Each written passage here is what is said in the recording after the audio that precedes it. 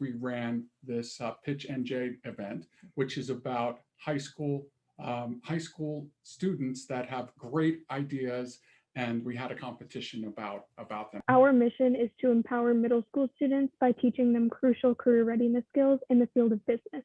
Of course, adults can get funding, adults can get their ideas taken seriously, but we didn't find a platform for students to have that happen. And that's kind of where Pitch NJ was created from. So Weasel is a drop-in SMS app, which is focused on encrypting any of the SMS messages you already sent. There is this huge issue we recognized at the beginning of the school year, which is that religious institutions in the US are extremely targeted buildings for acts of violence. I started this company in 5th grade. COVID slowed things down a little bit, but I got creative. I created a website.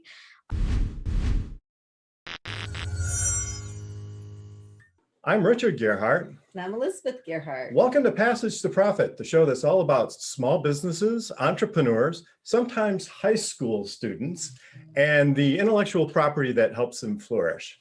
Tonight, we have a very special program for you. We have with us John Carini, who's the founder of iEnterprises. Hello, John. And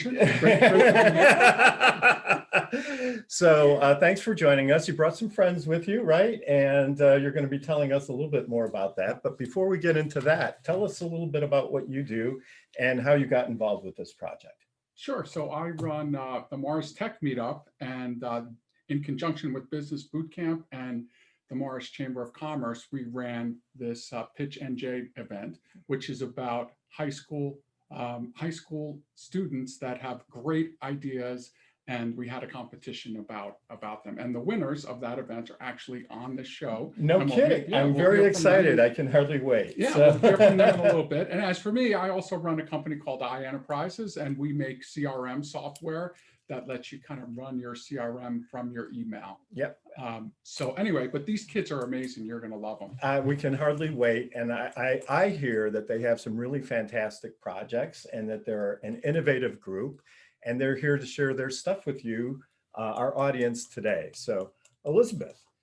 Well, so without further ado, I would like to welcome the CEOs of Business Bootcamp, Aashi, Tailor, and Jill Bhatia. And these two young women have done an amazing job. I was privileged to be a judge, and the program they put together, even if it wasn't quarantine, I mean, weren't you impressed? Like, the topics were absolutely astoundingly interesting, and I can't wait to hear more. Well, yeah, so one thing I'll say is Aashi and Jill, really, you guys were the driving force behind Pitch NJ. You really were.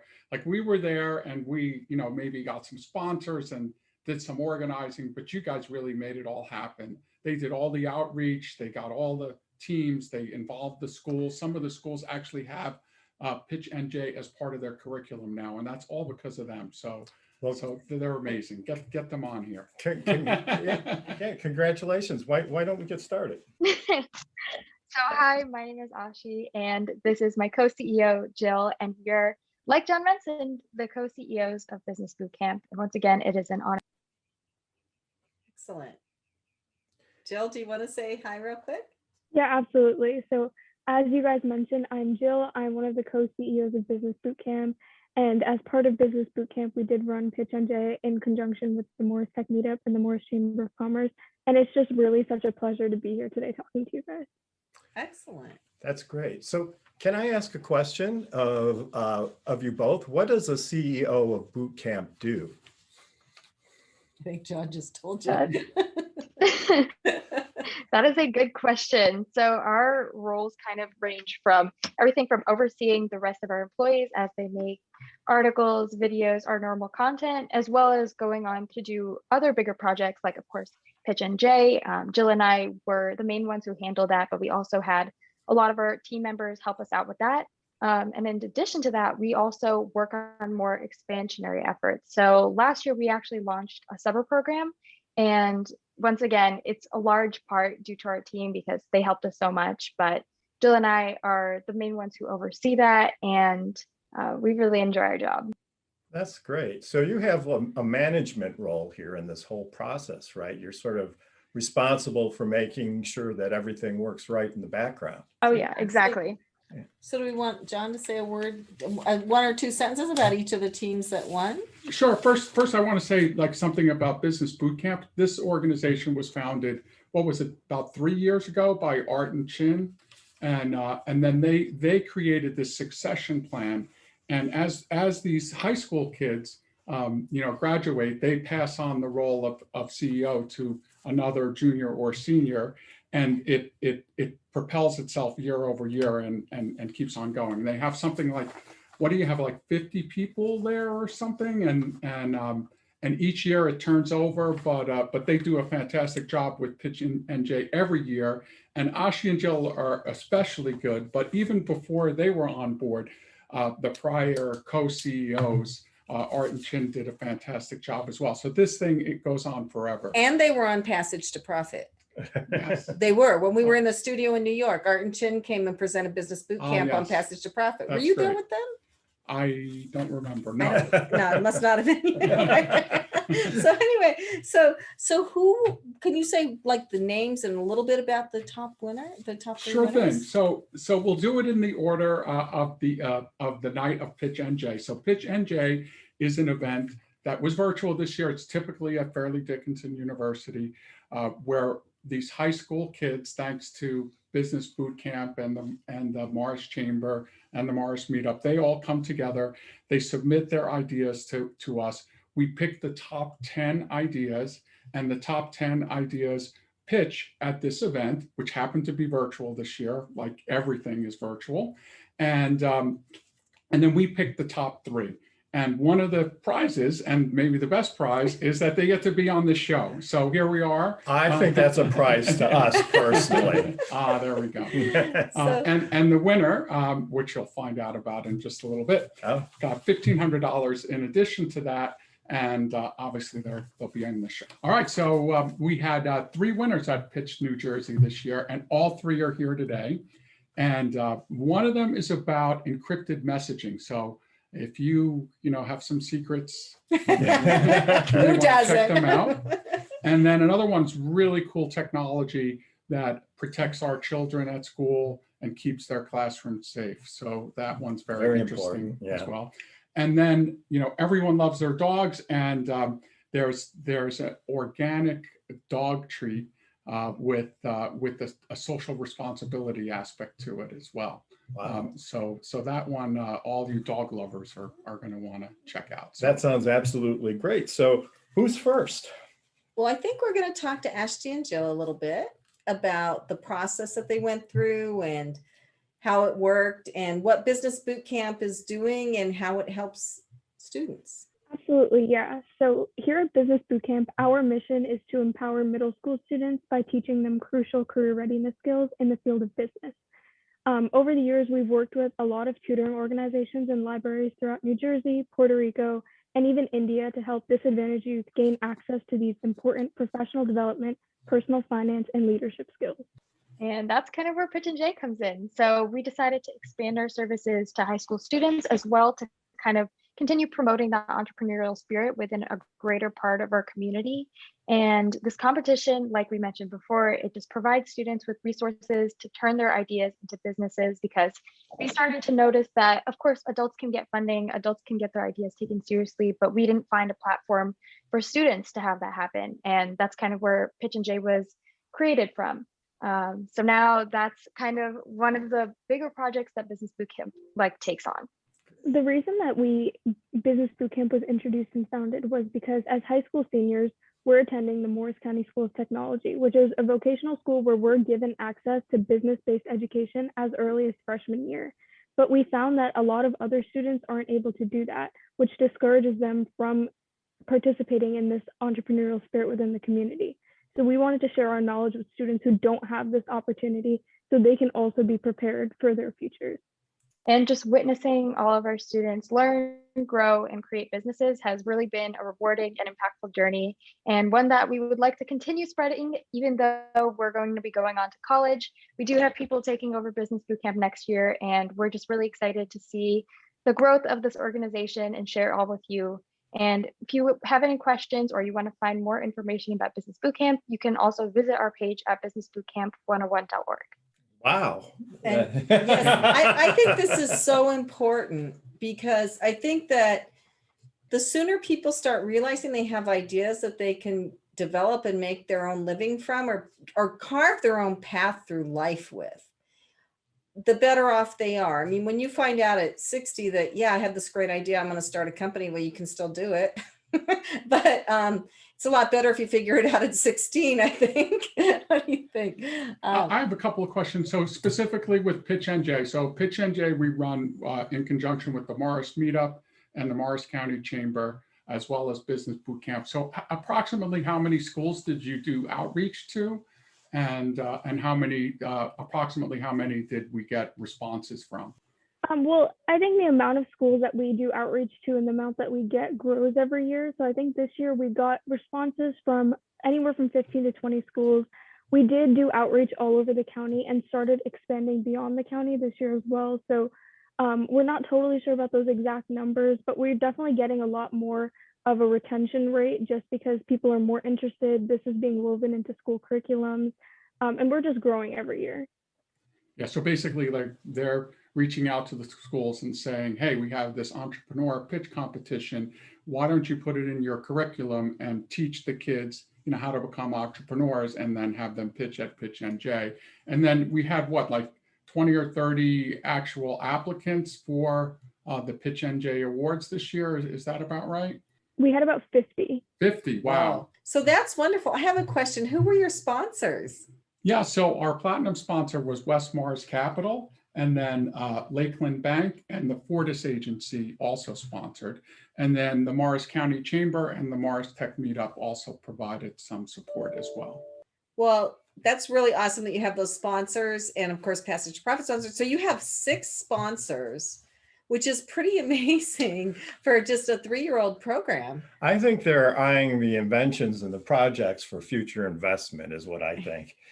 Wouldn't be a bad idea. Some of these ideas, I'm telling you, are and the pitches especially are so much better than pitches we've had at like the Morris Tech Meetup in the past. And I've seen hundreds, if not thousands of them, as have you. And you'll see in just a little while. All right. Well, yeah, I don't want to give anything away, but the top prize winner, I'm not going to say anything. All right. Stay tuned. So why don't we take a commercial break and then we can come back right after this message and we'll continue on with our program.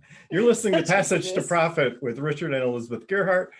We'll be right back after this message. Well, welcome back, listeners. You are listening to Passage to Profit, the Inventor Show on WOR 710, the voice of New York. And we have a special show tonight. We have pitch competition winners that are in high school and are incredibly impressive. And one of the people who is very involved with the pitch competition, John Carini, who is a mover and a shaker in the New Jersey entrepreneurial community and has his own business, iEnterprises. And now John is going to introduce the 3rd place winner. So dun, dun, dun. Yeah, so one thing I'll say is of the teams that made it to the final pitch competition, they were all fantastic. And it was next to impossible to pick these winners. And it was next to impossible even to distinguish among the top 3 teams. Of course. With that said, our 3rd place winner is Tejas and Mario with Weasel, and they make an encrypted SMS application. Guys, could you tell us a little bit about your application and what it does? So Weasel is a drop-in SMS app, which is focused on encrypting any of the SMS messages you already send. So SMS messages being the default messages you send with Android or the messages with green bubbles on iPhones. And we've built to make sure that these messages are encrypted and built secure, since SMS itself is nearly a decade-old protocol and it can be broken really, really easily. Obviously, with it being very old, you can tell obviously things are going to be out of date. Security standards are moving every single day. Things are becoming easier and easier to crack, especially when they're very old. So you really need to have some kind of solution to that in the modern day. And Weasel does exactly that. It makes sure that your message is only read by its intended recipient and there is no middleman, no matter what. How does that work? How do you make that work? So the way Weasel works is, unlike other encrypted messaging apps like Signal or Telegram, it is a decentralized platform, meaning there's no central server to store all your messages, meaning there's no way to actually hack into anybody's messages. all your messages are encrypted on the device that you're using Weasel on, and they're decrypted on the device that the person receiving the message is on. And the negotiation is shared in that same manner. It's never touching a server. So how does the, what if you have an older iPhone or Android, how is it vulnerable to, cyber attack? Now, the actual information being sent from, say, one phone to another phone is going over the SMS network using the SMS protocol. Again, as Tejas has said, it's about 10 years old and it's been cracked multiple times.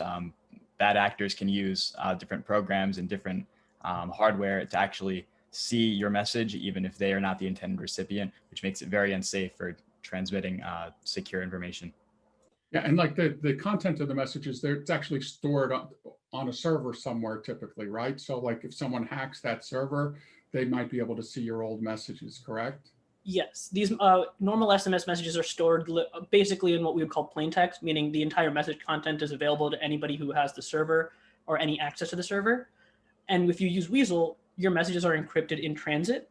So even if somebody gets access to the SMS network, which in itself is not too hard of a task with normal SMS protocols, they won't be able to see your messages because they'll be completely encrypted. They'll just see a bunch of garbled text.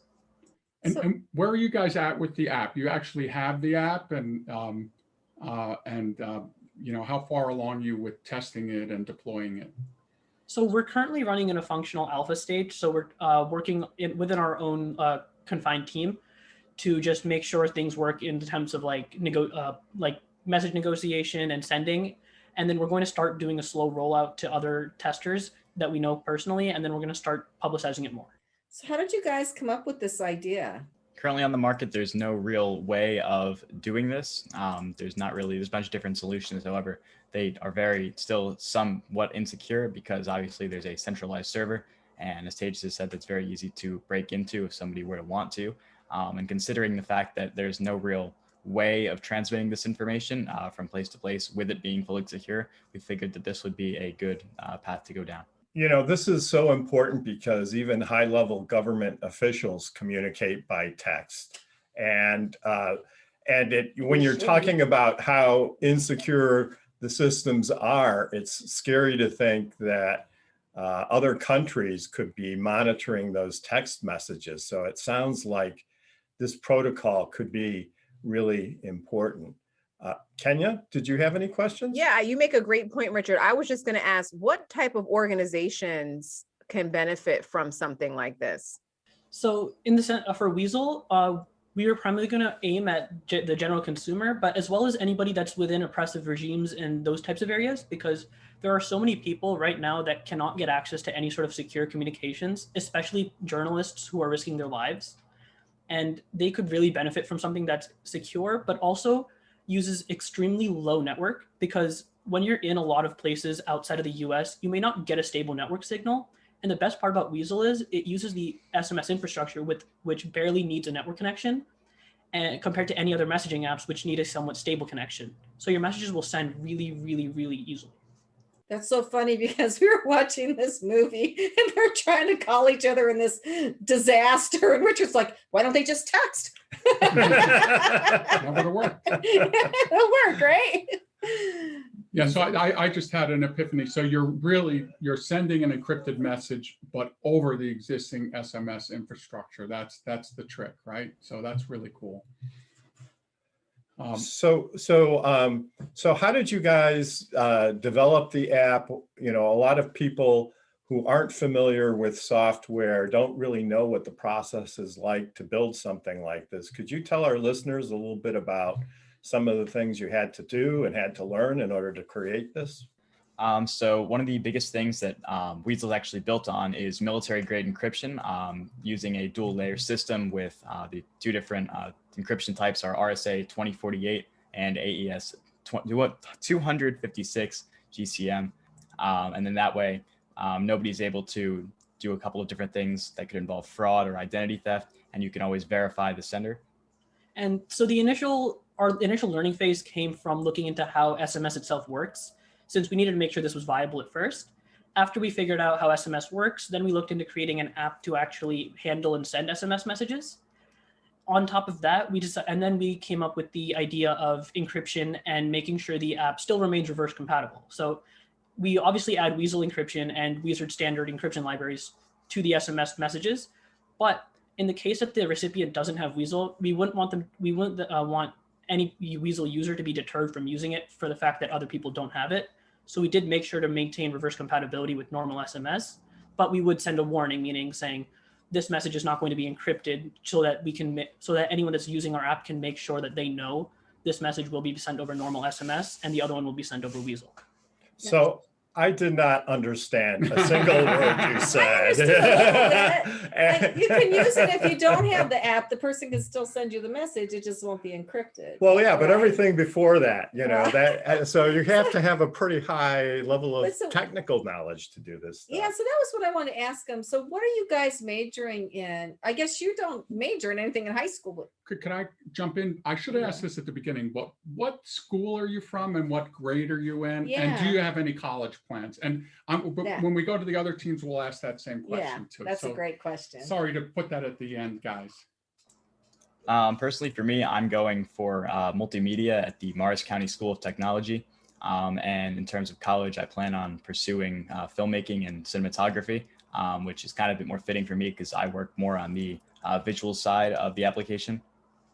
And personally, for me, I'm at the same school, Morris County School of Technology, and I'm in the computer science program. So I worked on all of the algorithmic development and any sort of encryption and actual message handling.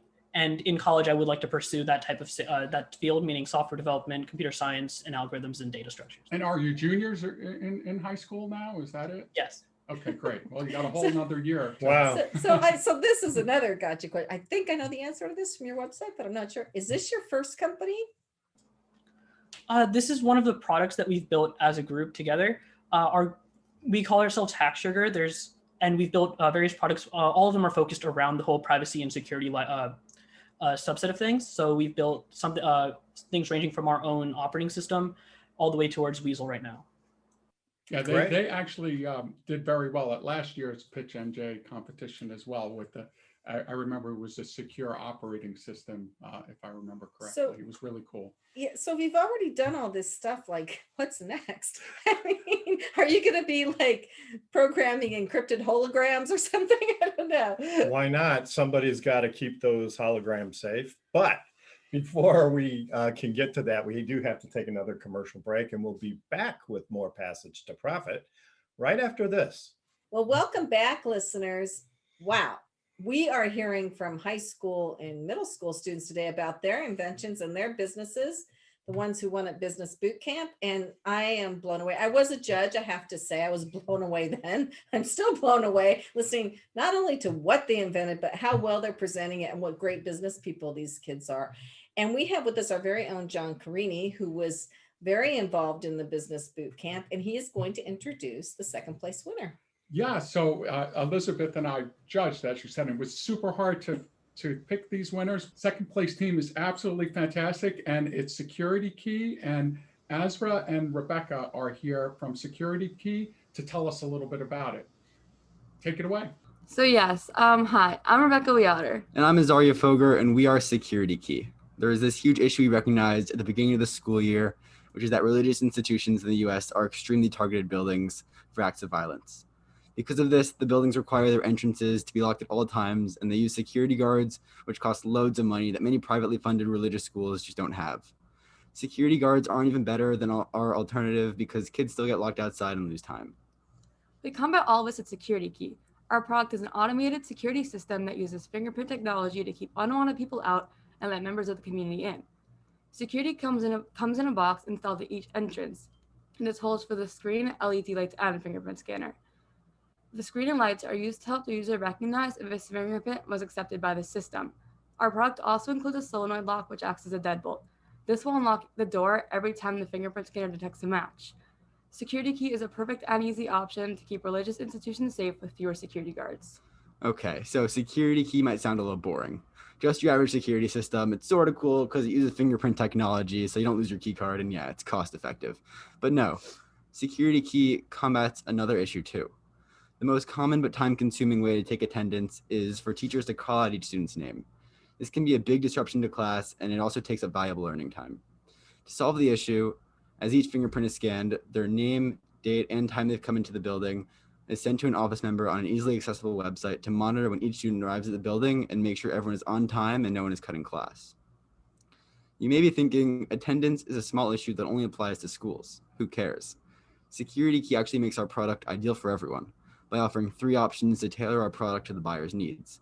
You can get the combined product offering convenience in both security and attendance, or the product we purchase with security-only scanners or attendance-only scanners.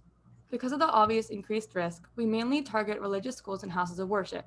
However, Security Key would be great for all schools, expanding into public schools, non-religious private schools, and even colleges. Our product will be especially helpful to public schools in areas with high crime rates and lower funding. We plan to sell our product largely through our website and meetings with schools individually. However, it will also be available in tech stores and other tech websites.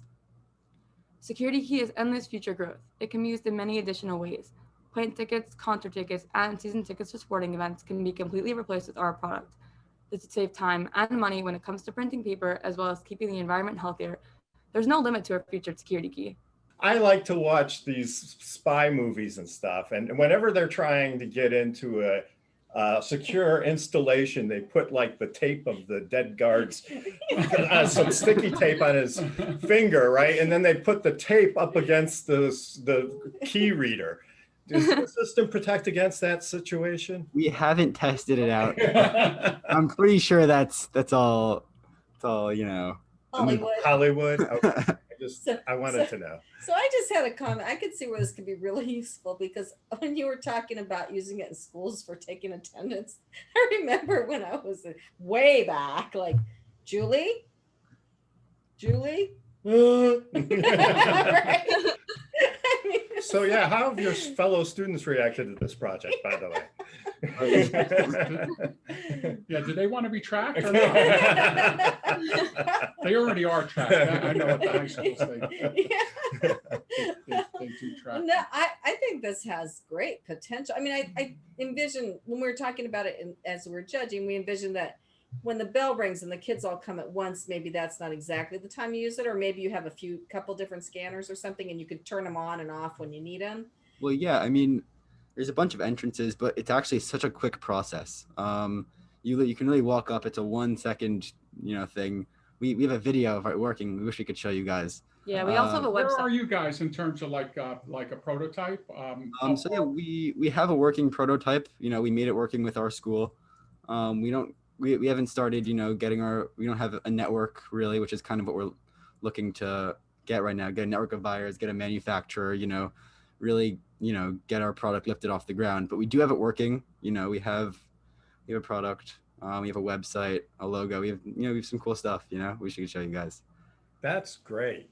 The more of these things you can sell, the more money you make. So I would put one on every desk, right? And then just when they sit down at the desk, they put the finger in. The classroom, history class. And every book in the library, I mean, I think you can sell a lot of these things.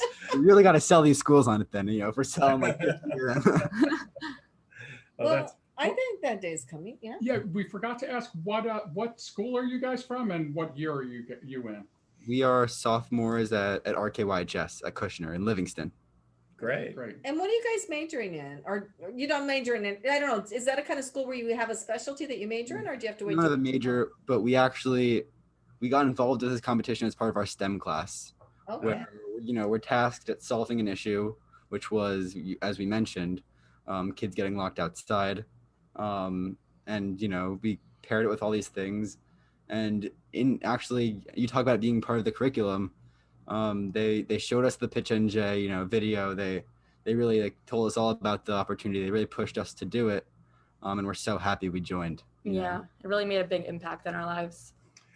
I would say, because when I was in school, not so long ago, but when I was in high school, we took a lot of academic classes, but didn't really learn a lot about the real world or how business works.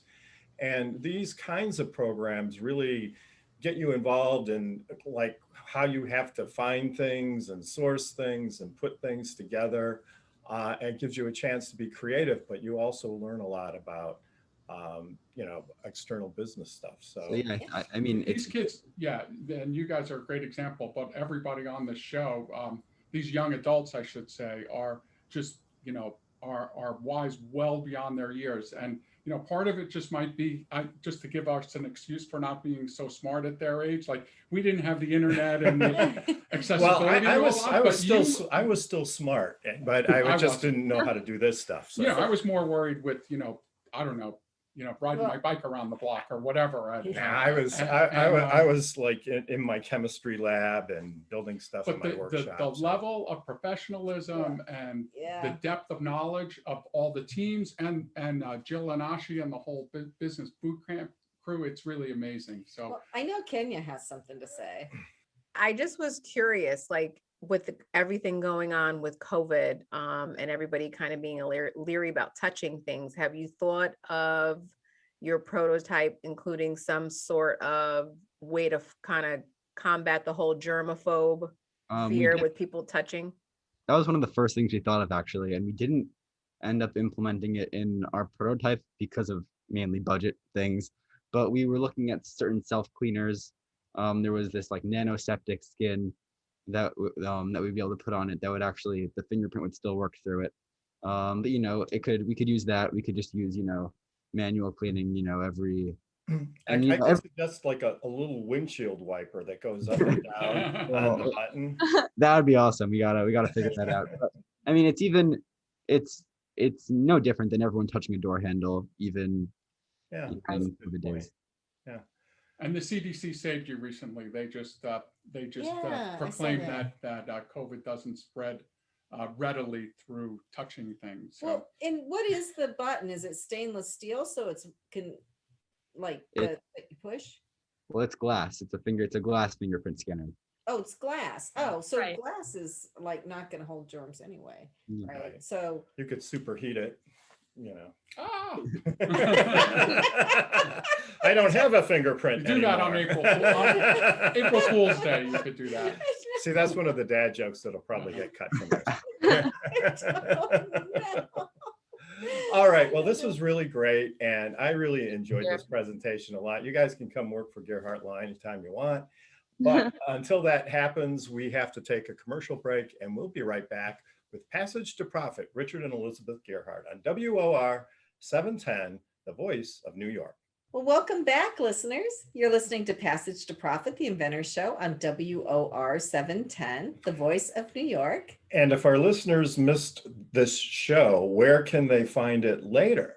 Well, we are on all the major podcast sites, of course, iHeart Podcast. We also have a YouTube channel, Passage to Profit Show. And if you want to see all these gorgeous young faces, I always think we get the best looking people on this show. I always say, but we do.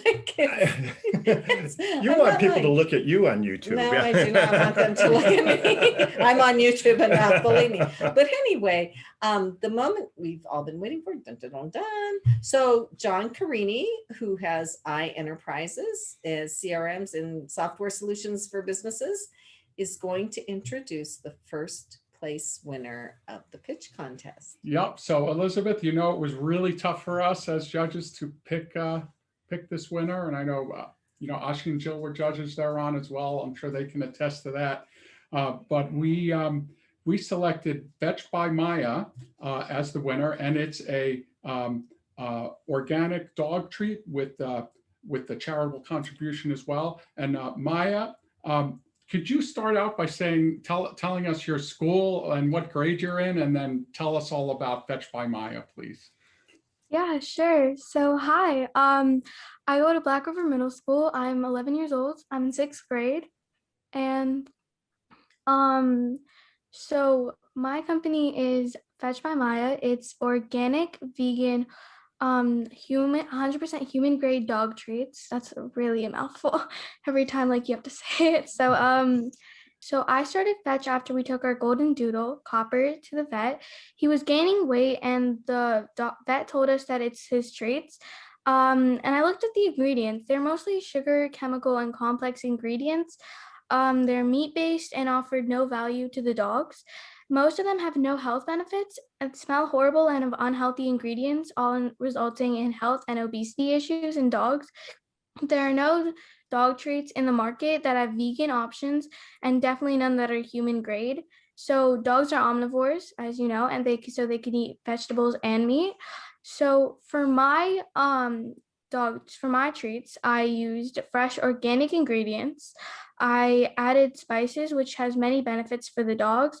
I did some research. I talked to my vet to make sure the ingredients I added are healthy for the dogs. Some of the ingredients I used are organic almond flour, coconut oil, bananas as the natural sweetener, turmeric, cinnamon, and clove.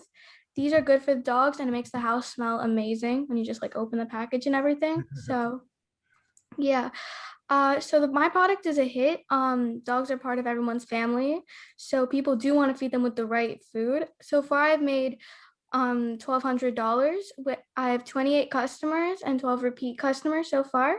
So my treats only come in one flavor, and they come in 3 sizes: petite, moyen, and grande. We are very careful about the ingredients, and I do plan to add other flavors. So I'm thinking of adding seasonal specials and everything.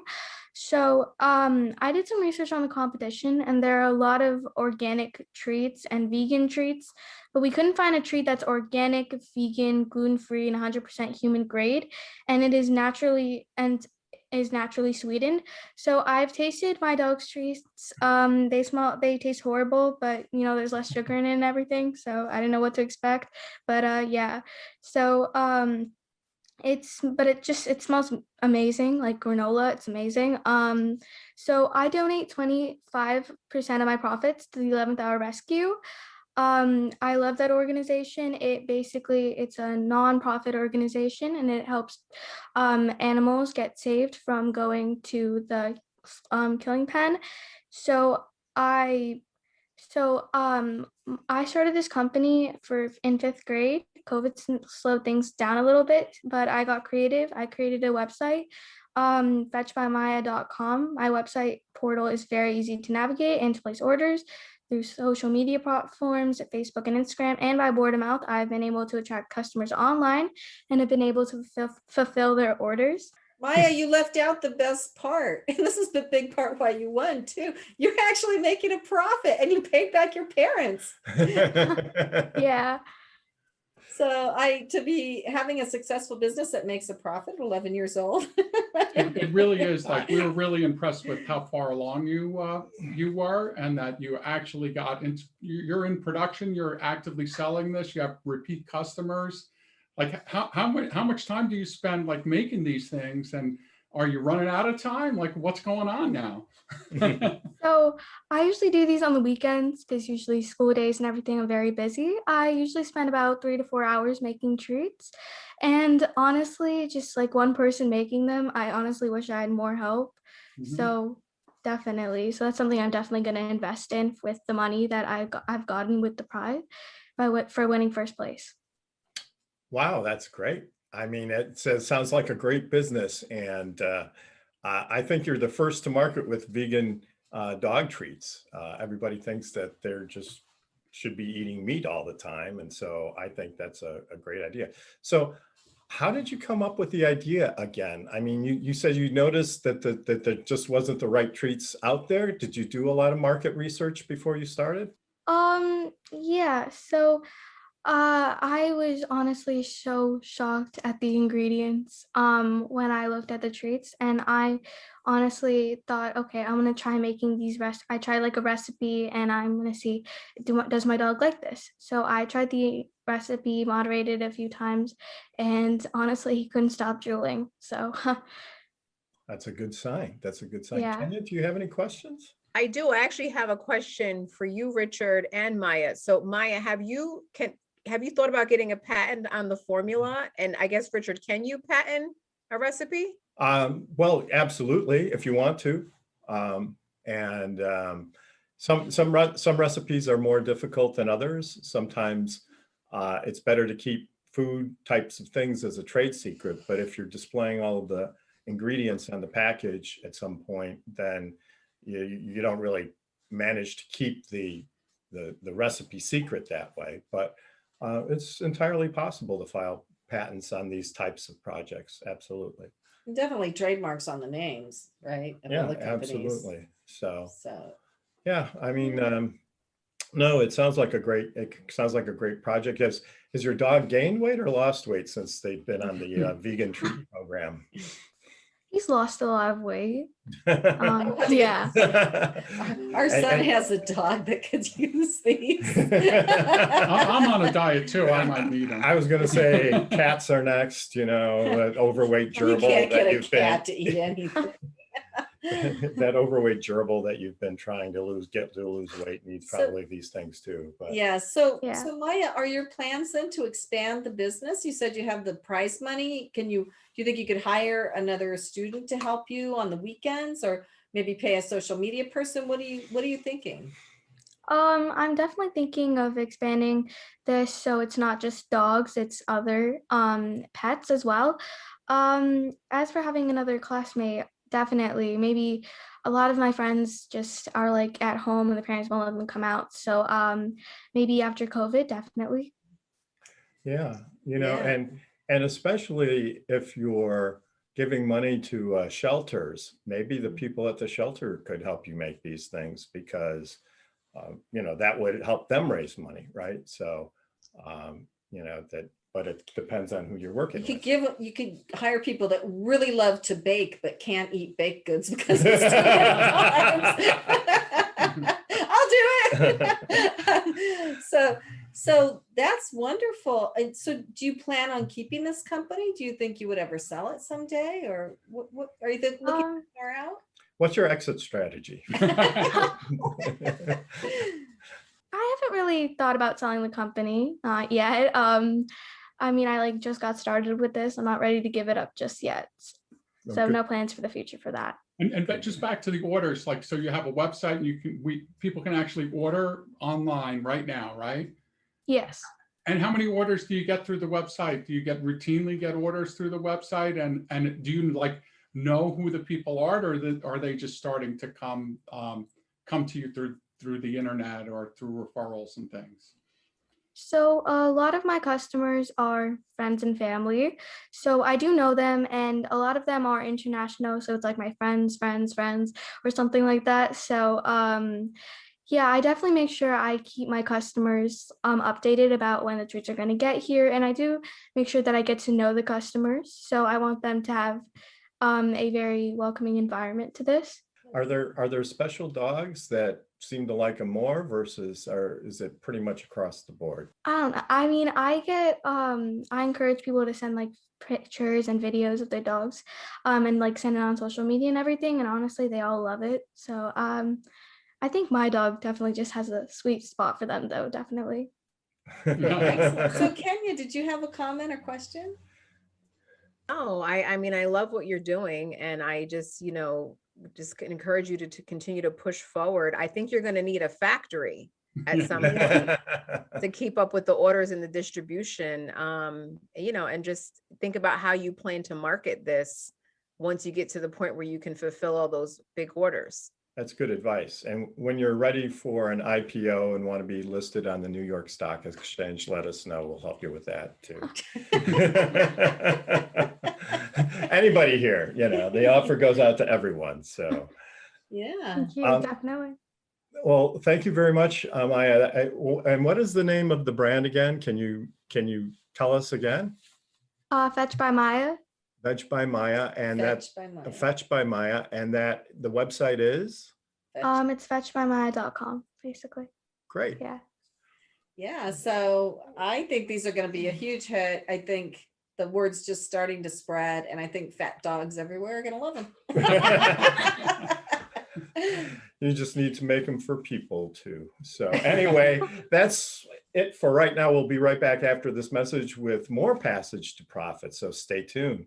Welcome back, everybody. Passage to Profit with Richard and Elizabeth Gerhart. Our special guest this evening, John Carini, founder of the Bootstrap Network, right? And also iEnterprises, but also responsible for running this fantastic entrepreneurial program, getting it set up, and getting students really involved in the entrepreneurial process. I'm definitely on board with that, and we need a lot more of it. So Right now, it's time for our Power Move segment. We have with us Kenya Gibson, of course, the media maven from iHeartRadio. So nice to have you, Kenya. Who's on the table today? Yeah, so we're going to be talking about Kanye West and Walmart. So I'm sure everybody's familiar with Yeezys. Yeezys is a big sneaker brand that Kanye West has built up over the past several years. And his recent trademark application is being challenged by Walmart because they say that the little star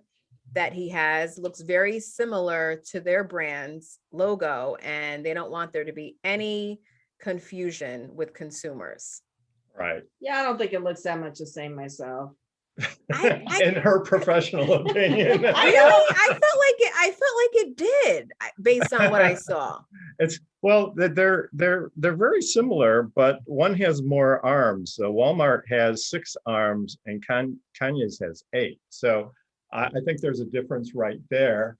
But the test for trademark infringement, I know you've all been waiting to hear this, is similarity in sight, sound, and meaning. So in the case of logos, do they convey the same commercial impression? And I think Walmart's going to have a tough case against Kanye because it is a different design, and I think it conveys different commercial impressions. I wonder why Walmart is doing this, because they show in the trademark, they filed it without color, but the real Walmart insignia is yellow. And I don't know, is Kanye's black, or is he using different colors now, or? No, it looks like it's black and white here, similar to what they probably use as an alternate color version of their logo. But it's interesting because if I look at this as an average consumer, I do see similarities. I wouldn't necessarily look at this and say Walmart, but like looking at them side by side, like, I don't know. I totally get what you're saying, but like, I definitely, I don't know. It looks a lot alike to me. What's that? It looks a lot alike visually. Yeah, well, that's the interesting thing about design trademark cases is it is a matter, you have all these laws that apply to trademark cases, but at the end of the day, it comes down to just a jury or a judge, people just sitting and they look at it and they have the same discussion we're having right now. Is it the same or is it different? Is it the same or is it different?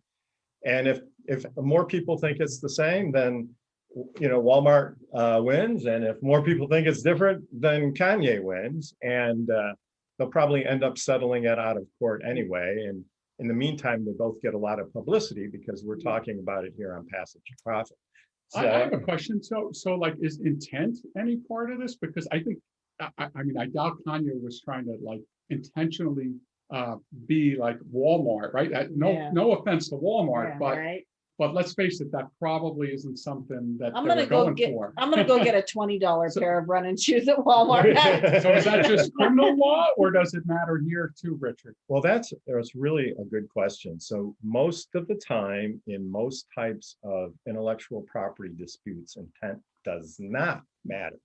So but it always sort of matters if somebody directly copies somebody and is trying to ride on their reputation. So if Kanye saw the Walmart logo and said, "Oh, I'm just going to change it around a little bit and hopefully get away with something," then it's not part of the law, but it's something that a court would factor in. But there's no legally in a case of pure trademark infringement, intent is not a part of it. In copyright, it's different because copyright, which is a different type of intellectual property, that's music or books or movies. If there is an element of intent to copy can be important. So I'm just wondering, do any of our students here have any comments or questions about trademarks or copyrights or Kanye West? Or Kanye West or Walmart? I was thinking, I mean, Kanye is one of the most famous, one of the most loved musicians and fashion designers in the world. Is it so bad for Walmart if people, associate them a little bit with like this, massive celebrity who everyone loves? I mean, it's very different, because they're not trying to, right. They're nothing like Kanye, but like he's kind of a lot cooler than Walmart. I know. So it's a weird thing for Walmart to be like, we want to get this really cool person not affiliated with us. I don't know. Yeah, I mean, and I can't speak to like the people who are making these decisions, but they're getting publicity for it, right? And there's another piece of trademark law, which is use it or lose it. And if you don't enforce your trademark rights, then your rights can disappear. It's called dilution. And that would be a bad thing for Walmart. So they have people out there looking all over the place for people who are using that same symbol, and they're going after each one of them. And they have big computers and databases where they stay on top of it because they want to keep that symbol just for Walmart. Well, I don't think that they look that much alike, but I do think that maybe Walmart does want to get more notice for its logo, and that's why it's making this big fuss with Kanye. I mean, I can imagine Kanye making a fuss with them to get more publicity because he's like a star. They both have like, they're both household names, right? Kanye West is a household name. Everybody, 80% of the people in the United States know who Kanye West is. Yeah, and Walmart might not be so happy to be, associated all with Kanye, because I know he's involved in a lot of scandals. So it could be. Maybe they feel sorry for Kim. So no, point well taken. Well, Kenya, that was a good one, Kenya. That was a good one. Why don't we place a bet right now on who's going to win this one? I don't know. I think based on what you're saying, it sounds like Kanye has a chance. I think he has a chance, but I mean, I'm willing to wager, 30 push-ups in the iHeart studio or something. I know who's gonna win. It's gonna be the lawyers. Right. Supposed to say that on national radio. That's so funny. We got these two really rich entities. Yeah, they'll be throwing millions at each other. Through the lawyers. Yeah. So. Well, no, that was a good one. So before we break, what about Fireside? What's going on with Fireside? Yeah, so for those of you who don't know, I started my own little startup called Fireside Directory, and I interview small business owners, and I'm making a video directory of small business owners. And John did a video when I very first started. And I see security has to go. Bye, security. Thank you for being here. Thank you for having us. Bye. Great job. Yeah. And so I got this idea. Well, video. So I got it at the beginning of COVID, or right before COVID, because John came up here in this actual studio and we shot a video. You were the last person I saw before I wasn't allowed to see anybody except for my wife. I know, right? And here I am again, kind of the first person I saw after vaccination and everything. So that's great. The circle of life. Yeah.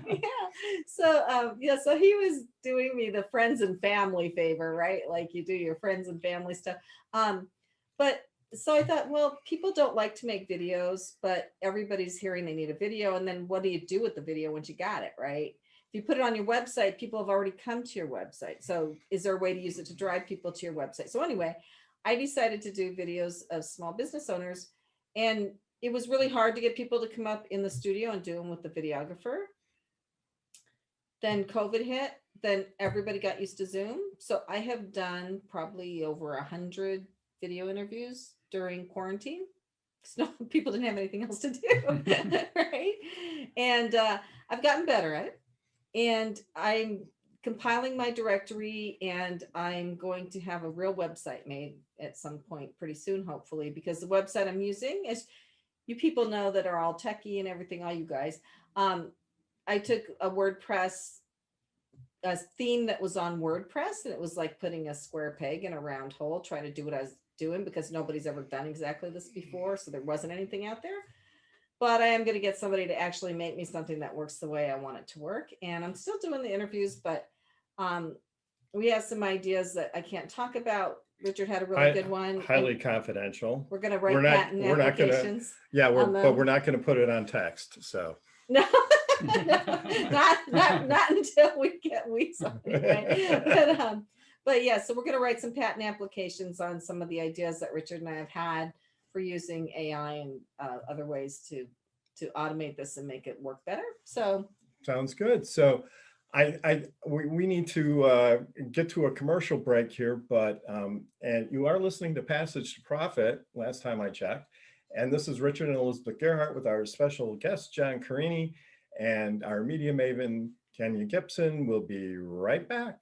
Welcome back, everybody. This is Passage to Profit with Richard and Elizabeth Gerhardt. Elizabeth, I think we had an outstanding show this week, didn't we? And thank you for our guest host coming. Thanks for having me. Yeah. This was fantastic. Glad But, you the, could- but the, you know, the young adults were really the star of the show, I thought. Oh, absolutely. It just blows me away how smart these people are these days. I think of it. But yeah, so we had the 3 winners from the New Jersey pitch competition. So the 3rd place winners were Tejas and Mario with Weasel Encrypted app for sending text messages, and their website is hackedsugar.org. Keeping the texting world safe. If you want to see what these 2 brilliant young men are up to, just go to hacksugar.org and see. I mean, if you want to see the future, you want to see what's in store coming down the pike, go check out their website. And they have other projects too. So a couple of really creative guys and their team is creative too. So then we had Azaryah and Rebecca with Security Key Fingerprint Tech. So we're not really sure what their website is, but if you type in Security Key and Fingerprint, you may be able to find it. Otherwise, we'll put it on our social media. right. And you have your finger on the future. and then we had Maya with Fetch by Maya, so fetchbymaya.com. If your poochie is a little Grumpy. If you have a plump, crunchy pooch, then he's gonna love these treats. yeah, So come and get your treats, everyone. so she is selling her dog treats, and the dogs all love them. And of course, we had Kenya Gibson, our media maven from iHeart. Kenya Gibson with a P at iHeartMedia.com. If you want to advertise on iHeart, be on the radio, do any radio advertising or digital advertising, talk to Kenya. She not only helps with getting you on, she helps with the creative. She did our logo for us for Passage to Profit. Like she's amazing as a marketer. Yes, she's the genius brainchild behind Passage to Profit. John, final comments and a word about Business Bootcamp. Sure. Well, thanks for having me. And it was a really nice show. I'm so happy to be a part of it. One thing I want to mention is that, again, Business Bootcamp did such a great job in helping us with this event. And their website is businessbootcamp101.org. Is that correct? Yep. Yeah, check them out. They're really doing wonders for the young adults in middle school and high school, as they described earlier in the show. So thanks to Business Bootcamp for making this all possible. And thank you, John. We love what you do, and we love what you're doing, and we love what our presenters are doing. And unfortunately, we have to wrap up. Thank you. And I'd like to say thank you to Noah Fleischman, our producer, Alicia Morrissey, who's our program coordinator, Angela Wolf, our video editor, and the whole iHeart team. Thank you for listening. We'll be back again next week with another Passage to Profit. This is Richard and Elizabeth Gerhardt signing off for iHeartRadio, WOR 710, the voice of New York.